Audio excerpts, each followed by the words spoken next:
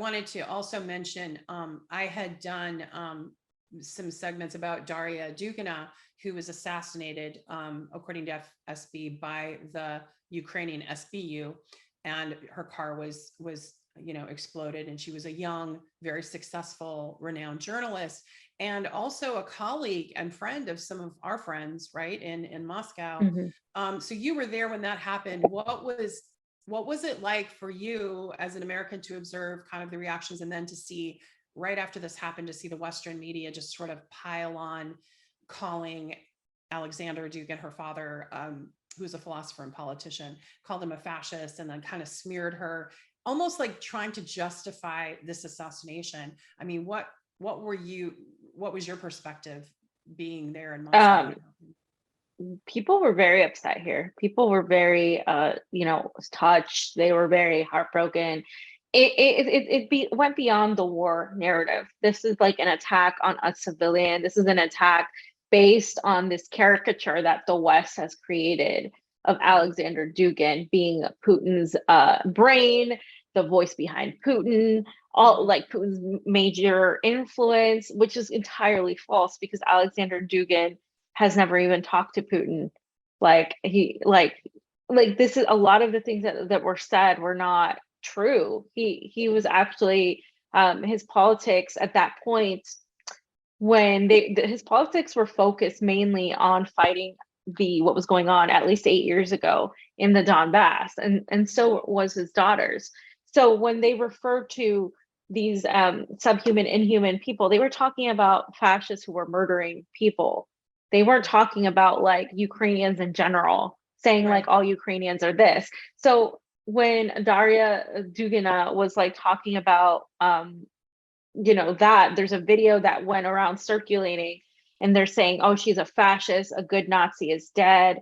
And they were just celebrating. A lot of people that consider themselves leftist and anti-imperialists, especially the progressive left, what's left of the Bernie left and all of that, they were cheering on her death like it was just like the greatest thing, and flat out calling her a Nazi. But nobody could answer me when I asked, what exactly is so fascist about Alexander Dugin and his daughter? And first of all, even if you could prove that he was, what was his daughter have to do with it? And it's just so many things wrong with it. And they it's funny because they say they oppose the establishment. They say they are trying to change things for the better, but they repeat the same talking points that the intelligence apparatus does, that the mainstream media does. Intelligence apparatus, like Bellingcat, right? Yeah. Elliot Higgins, who's MI6, American CIA, Michael McFaul,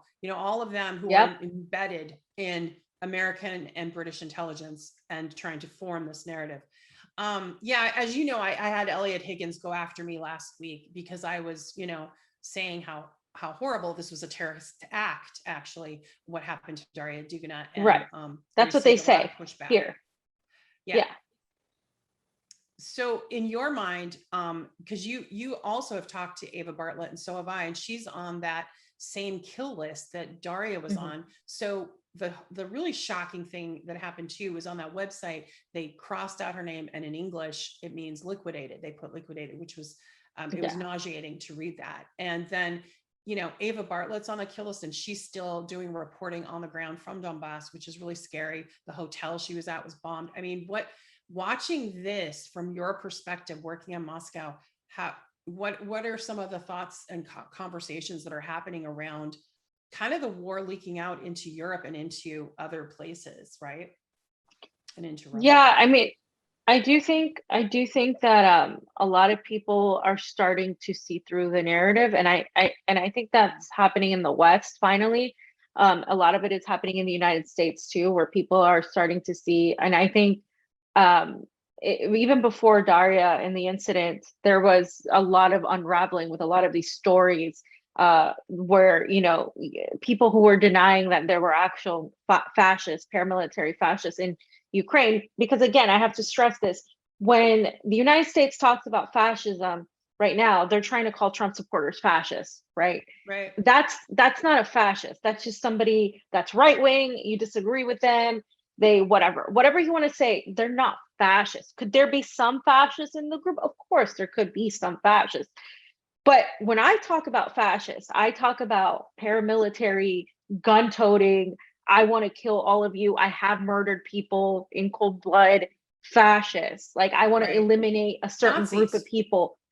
Yep. Fascists, Nazis, like literally proud to be Nazis, have gloated about it, literally. And of course, recently Alex Rubinstein just put out this piece for the Gray Zone, talking about how the Disney invited a literal Nazi and they covered up his Nazi tattoo.